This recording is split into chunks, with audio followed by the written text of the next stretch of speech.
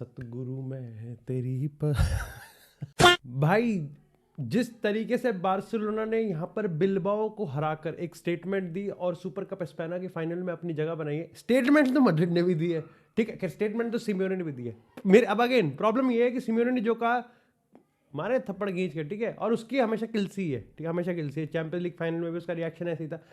लेकिन यहाँ पर जो उसने टैक्टिक्स स्ट्रैटेजी अपनाई है, ठीक है, 3-4-3, 4-2-3-1 के बाद अब ये विनीसियस 69 एक नई स्ट्रैटेजी निकल के आई है। बट खैर बातें छोड़ते हैं भाई इन पीछे और फाइनली भाई यहाँ पर एल क्लासिको होने वाला है सुपर कप स्पेना में। दैट इज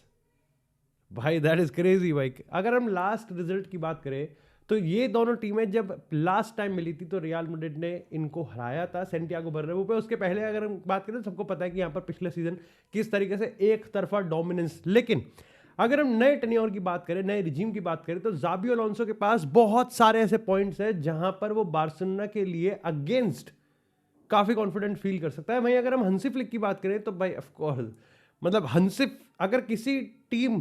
के पास रियल मैड्रिड को हराने का सबसे बेहतरीन तजुर्बा है, अगर ऑफसाइड पकड़ने का सबसे बेहतरीन तजुर्बा है, तो दैट इज हंसी गोल्ड फ्लिक। लेकिन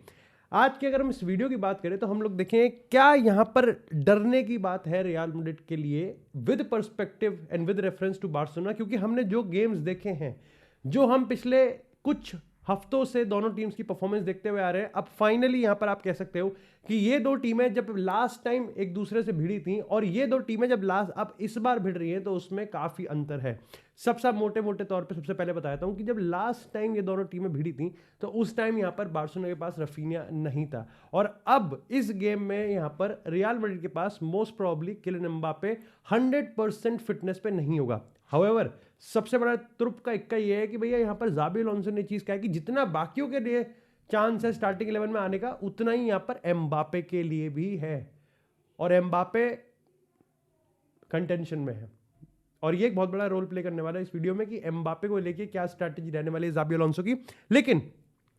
जैसा मैंने कहा कि जब पिछली बार ये दोनों टीमें एक दूसरे से भिड़ी थी तो उस टाइम यहां पर रफीनिया बार्सिलोना के लिए फीचर नहीं कर रहा था, और इस बार ना ही सिर्फ वो फीचर कर रहा है बल्कि ऑलमोस्ट अनडिस्प्यूटेड लीडरशिप वो दिखा रहा है पिच पे। मेरे को लगता है कि यहां पर जो सबसे बड़ा जो फोकस होगा that would be Vinicius. But unpopular opinion, ये मैच विनीसियस जूनियर डिसाइड नहीं करने वाला। मेरे को लगता है कि अगर मैं बार्सिलोना के गेम की बात करूं या फिर बात करूं रियल मैड्रिड के गेम की, तो ये गेम यहां पर अगेन मिडफील्ड और डिफेंस तय करने वाले हैं, जिसमें फिलहाल के तौर पे तो बार्सिलोना अच्छे खासे नंबर से आगे है। सबसे पहले मेरे को लगता है यहां पर अगर बार्सिलोना के खेलने का तरीका देखोगे या फिर रीसेंट टाइम्स में बार्सिलोना जिस तरीके से अपने डिफेंस को अडेप्ट किया है, नाउ आप देख सकते हो कि हंसी फ्लिक की टीम का एक नया रूप है। Again they are vulnerable at some points, ऐसा नहीं है कि वो अनडिस्प्यूटेड खेलते हैं, ऐसा नहीं है कि वो बिल्कुल ही अनडिफीटेबल है, बट एक नया अडेप्टिव वर्जन है, एक ऐसा वर्जन है जो कि यहां पर हंसी फ्लिक को अटैक में तो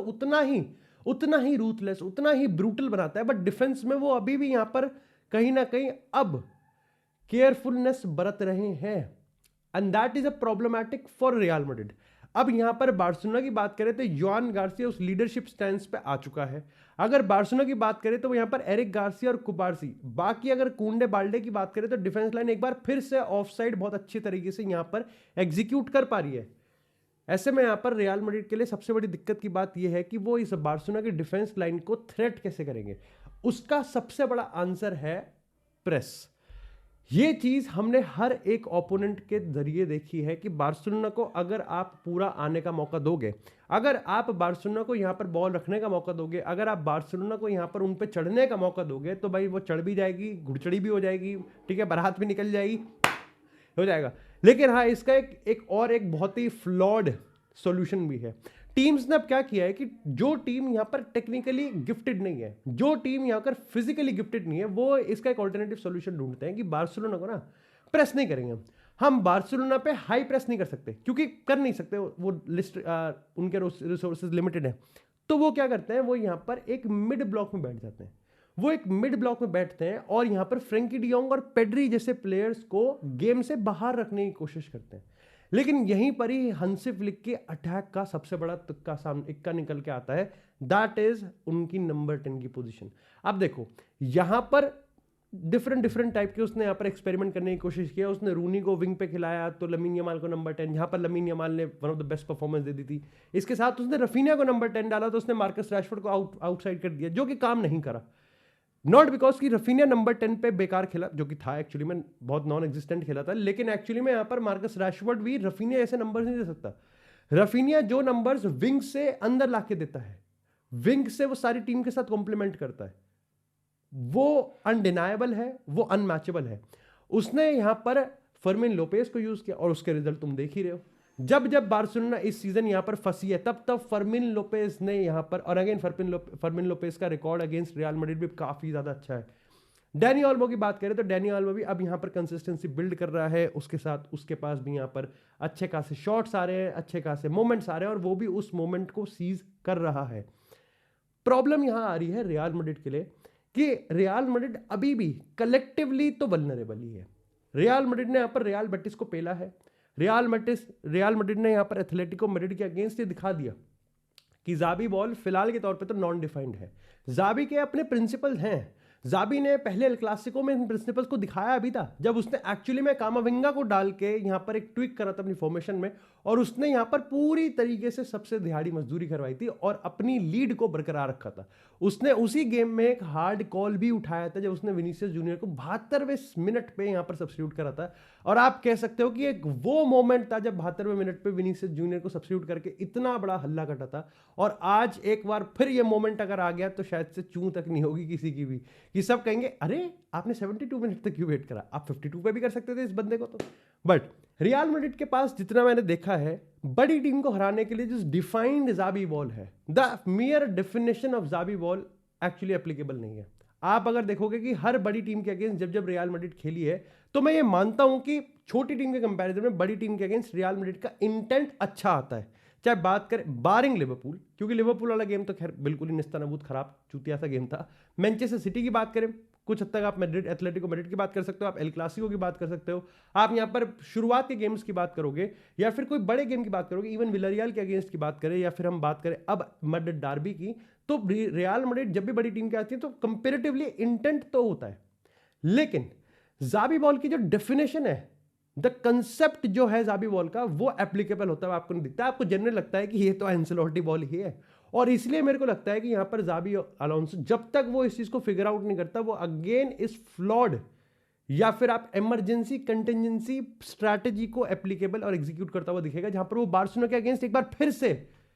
एक ऐसे गेम स्टेट बनाने की कोशिश करेगा, एक ऐसी सिचुएशन बनाने की कोशिश करेगा जहां पर रियल मैड्रिड या तो न्यूट्रल रहे या फिर एक्चुअली में लीडिंग पोजीशन पे रहे। उसको ये चीज पता है कि यहां पर उसका सिस्टम हमेशा एक्सप्लॉइट होगा। उसको ये चीज पता है कि उसका सिस्टम यहां पर इतना कमजोर है कि यहां पर बार्सिलोना को स्पेसेस मिलेंगे। अगर स्पेसेस बेटिस जैसी टीम को मिल सकते हैं, जो कि बिल्कुल ही चूतिया थी, अगर स्पेसेस मैड्रिड जैसी टीम को मिल सकते हैं जिसने पूरा का पूरा गेम प्लान इस चीज पे बनाया था कि वो क्रॉस डालेंगे 70-100, लेकिन बार्सिलोना एक ऐसी टीम है जो कि आपके वीकनेस को वेरियस तरीके से एक्सप्लॉइट करेंगे। वो कट इनसाइड भी करेंगे, वो सिंपल ट्रांजिशन पे गोल भी मारेंगे, वो एक प्रॉपर बिल्डअप गोल भी मार सकते हैं, वो दूर से गोल भी मार सकते हैं, वो हेडर भी मार सकते हैं, वो यहां पर सेट पीसेस पे भी अच्छे खासे हैं। तो यहां पर जाबी अलोंसो इस चीज को मेक श्योर करेगा कि द मोमेंट उसकी टीम ट्रांजिशन पे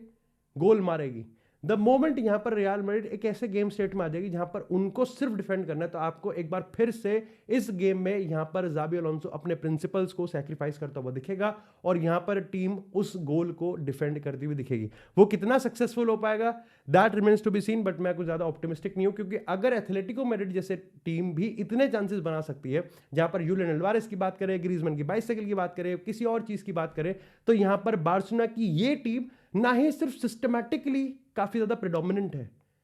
ये एक्चुअली में यहां पर इंडिविजुअली भी सब अपने अपने अच्छे उसमें है। फेरान टोरेस की बात करें, टॉप स्कोरर है बार्सिलोना का, रफीनिया की बात करें, लीडर है, लमीन यमाल की बात करें, no introduction needed, Fermin Lopez की बात करें 8 गोल और 7 असिस्ट, पेड्री की बात करें, no introduction needed, Frenkie de Jong की बात करें, तो आप इनको अगर स्पेस दोगे तो बिल्कुल आप यहां पर मुंह की खाने वाले हो, और ये चीज मेरे को इस गेम में होती हुई दिख सकती है, जो कि सबसे बड़ा फियर फैक्टर है रियल मैड्रिड के पर्सपेक्टिव से।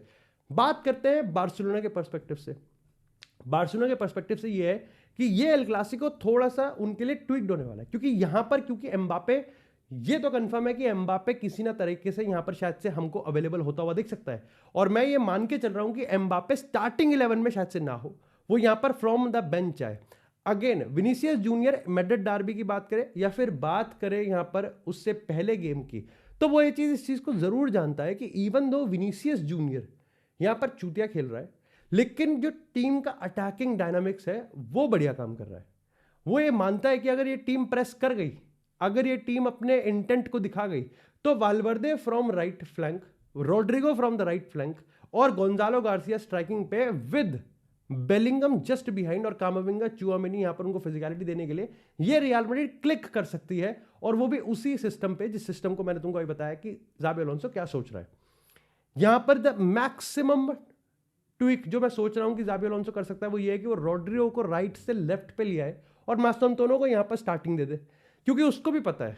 कि बार्सिलोना के अगेंस्ट यहां पर मैटर करता है कलेक्टिव एफर्ट। आप इस बार्सिलोना को नहीं रोक सकते इंडिविजुअल ब्रिलियंस पे, क्योंकि प्रॉब्लम वही है कि आप इंडिविजुअल ब्रिलियंस पे एक गोल मार दोगे, आप इंडिविजुअल ब्रिलियंस पे 2 गोल मार दोगे, बट आपको कलेक्टिवली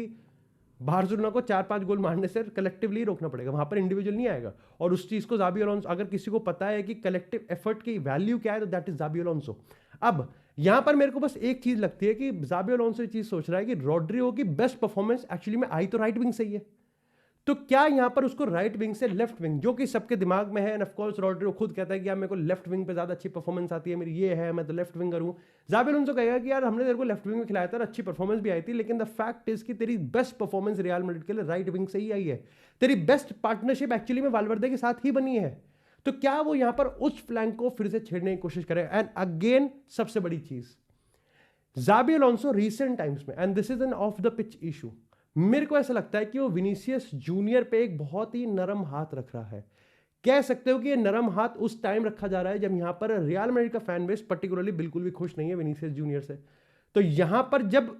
पूरी दुनिया विनीसियस के साथ थी तो ज़ाबी अलोंसो उसके साथ थी, लेकिन अब जब पूरी दुनिया उसके एंटी होती जा रही है पर्टिकुलरली मैड्रिड फैन बेस में, तो वो उसके साथ है। ऐसे में ज़ाबी अलोंसो ऑप्ट कर सकता है कि नहीं, मैं विनीसियस जूनियर को बेंच नहीं करूंगा, Vinicius Junior is too important and too vocal. Important again tactical wise, देखो विनीसियस काम नहीं कर रहा, ठीक है, विनीसियस चूतिया खेल रहा है, ये सबको पता है, लेकिन विनीसियस क्या कर सकता है और विनीसियस का क्या पोटेंशियल है और विनीसियस किस तरीके से इंपॉर्टेंट और स्ट्रेटेजिक हो सकता है, ये भी ज़ाबी अलोंसो को पता है। और इसीलिए यहां पर वो चाहेगा कि विनीसियस जूनियर को रखना। The pro of having Vinicius junior in the starting 11 फिलहाल के तौर पे तो ज़ाबी अलोंसो के नजरों में outweighs the pro of not having Vinicius junior in the team, क्योंकि अगेन इसके बहुत डायनामिक्स है। पहली बात यह कि अगर एम्बापे को वो लेफ्ट विंग डालता है और गोंजालो को स्ट्राइकर रखता है, क्योंकि मेरे को लगता है कि अगेन एल क्लासिको जैसे बड़े गेम में भी गोंजालो ने अपना वेट दिखाया है, मैड्रिड डार्बी में भी ज्यादा कुछ करने को नहीं था, बट जितना भी उसको ड्यूटी दी गई थी उसने इस चीज को बढ़िया तरीके से यूज किया। बट सबसे पहली बात, एम्बापे कितने परसेंट फिटनेस पे अवेलेबल है, और अगर अवेलेबल है तो क्या उसको सीधा लेफ्ट विंग पे गोंजालो गार्सिया के साथ डालना सही रहेगा? दूसरी चीज कि यहां पर रोड्रिगो को क्या उसके फ्लैंक से चेंज करना चाहिए, क्योंकि चाहे बात करें बेटिस की, चाहे बात करें मैड्रिड डार्बी की, अगर रियल मैड्रिड का सबसे सिंटिलेटिंग अगर कोई अटैकिंग फ्लैंक था तो दैट वाज रोड्रिगो एंड वाल्वर्दे वाला फ्लैंक, और क्या वो उसको हिलाना चाहेगा? वहीं अगर एट द सेम टाइम यहां पर बात करें लेफ्ट वाले विंग की, तो वो ये चीज इसको मानेगा जरूर कि विनीसियस जूनियर को यहां पर और बेस्ट दिखाना पड़ेगा, विनीसियस जूनियर को और इंटेंट दिखाना पड़ेगा, विनीसियस जूनियर को बॉडी लैंग्वेज चेंज करनी पड़ेगी, आउटपुट दिखाना पड़ेगा, and that is the best thing जो मेरे को लग रहा है कि यहां पर वो फिर से स्टिक करेगा इस चीज पे और एम्बापे को इंट्रोड्यूस करेगा एक लेटर स्टेजेस में। एंड अगेन अब ये वाली बात आती है कि यहां पर विनीसियस जूनियर के लिए ये मेक और ब्रेक वाली डील है, क्योंकि आप 19 गेम से लगातार गोल नहीं मार रहे हो, दैट इज एक अलग स्टोरी है। लास्ट एल क्लासिको में जब टीम जीती थी तो आपने टेंट्रम करे थे, दैट्स अ डिफरेंट स्टोरी। आपने ही यहां पर मैड्रिड फैंस आपको बू कर रहे थे तो उसको डिसरिगार्ड किया, दैट इज अनदर स्टोरी। आपने उस चीज पे एक प्रतिक्रिया दी जो कि सोशल मीडिया पे थी, दैट वाज अगेन चीप। आप यहां पर अभी भी गोल नहीं मार रहे हो, जबकि आपका मैनेजर फाइनली, जिससे आपको प्रॉब्लम थी कि ज़ाबी अलोंसो के साथ मैं नहीं काम कर सकता, अब वो आपको यहां पर पूरी तरीके से हाथ दे रहा है, पूरी तरीके से सपोर्ट कर रहा है, that is another story. Madrid derby में जब पूरी टीम क्लिक करी, यू वर द वन, जो कि सबसे बड़ा वीक लिंक निकला रियल मैड्रिड का। और अब जब एल क्लासिको में, that is going to be super cup final, जो कि ज़ाबी अलोंसो के पहले टूर्नामेंट का फाइनल है, मतलब पहला फाइनल है टूर्नामेंट में, और यहां पर एल क्लासिको पे बढ़त बनाने के लिए, डबल करने के लिए एक सीजन का, तो वो देखने के लिए भाई यहां पर अगर एक बार फिर से विनीसियस जूनियर अगर वीक लिंक निकलता है यहां पर, तो मेरे को लगता है कि रियल मैड्रिड के खेमे में और फैन बेस में बहुत ही ज्यादा नेगेटिव इंपैक्ट पड़ेगा, और ऐसा इंपैक्ट पड़ सकता है कि वो रिवर्सेबल भी ना हो। तो विनीसियस जूनियर को इस चीज का ध्यान रखना पड़ेगा कि यहां पर उसको मौके दिए जा रहे हैं, उसको हद से ज्यादा मौके दिए जा रहे हैं। यस, उसने इतना फोड़ा है रियल मैड्रिड के साथ कि यहां पर बहुत कुछ है जिसको हम कहते हैं ना कि क्रेडिट इन द बैंक, लेकिन वो credit in the bank unlimited नहीं है।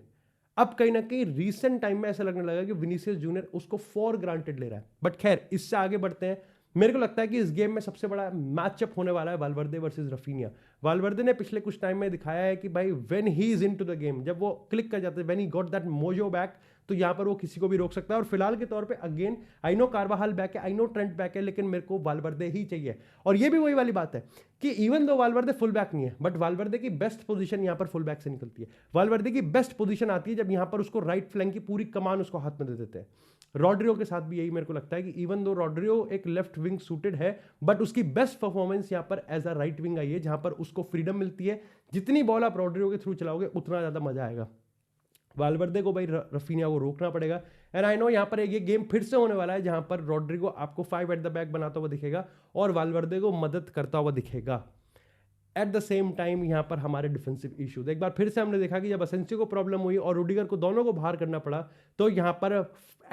2026 में मेंडी सपोर्ट कर रहा है, मेंडी बचा रहा है मैड्रिड को। Fran Garcia not a fan of it, but Xabi Alonso के हाथ बंधे हुए, कुछ नहीं कर सकता वो यहाँ पर। सिंपल सी बात है। ये एक और गेम होने वाला है जहां पर जूड बेलिंगम को पेड्री, फ्रैंकी, इन सबको बीट करना ही पड़ेगा भाई। जूड बेलिंगम का अगर खराब परफॉर्मेंस आया तो ये टीम बिठाए नहीं बैठ जाएगी। जूड बेलिंगम अगर नाप देता है, अगर जूड बेलिंगम एक जनरेशनल परफॉर्मेंस जो कि उसने एल क्लासिकोस में दी है, अगर वो जनरेशनल परफॉर्मेंस देता है तो यहां पर टीम रोक सकती है। क्योंकि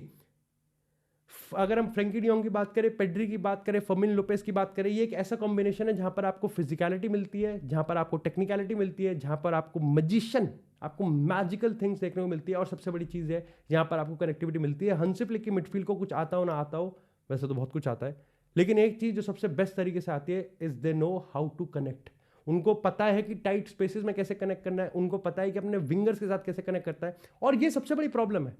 बार्सिलोना एक बार फिर से यहां पर इररिस्पेक्टिव कि रियल मैड्रिड कुछ भी करे, रियल मैड्रिड मिड ब्लॉक में बैठे, लो ब्लॉक में बैठे, हाई में बैठे, दी ओनली थिंग जहां पर बार्सिलोना आप कह सकते हो कि जो अवॉइड करना चाहेगी that would be chaotic transition game, जो कि हमेशा की तरह एक बार फिर से रियल मैड्रिड बनाने की कोशिश करेगी, और वो यहां पर बार्सिलोना अवॉइड करेगी। क्योंकि बार्सिलोना को ये पता है कि एक facet of the game, one facet of the game जहां पर रियल मैड्रिड शायद से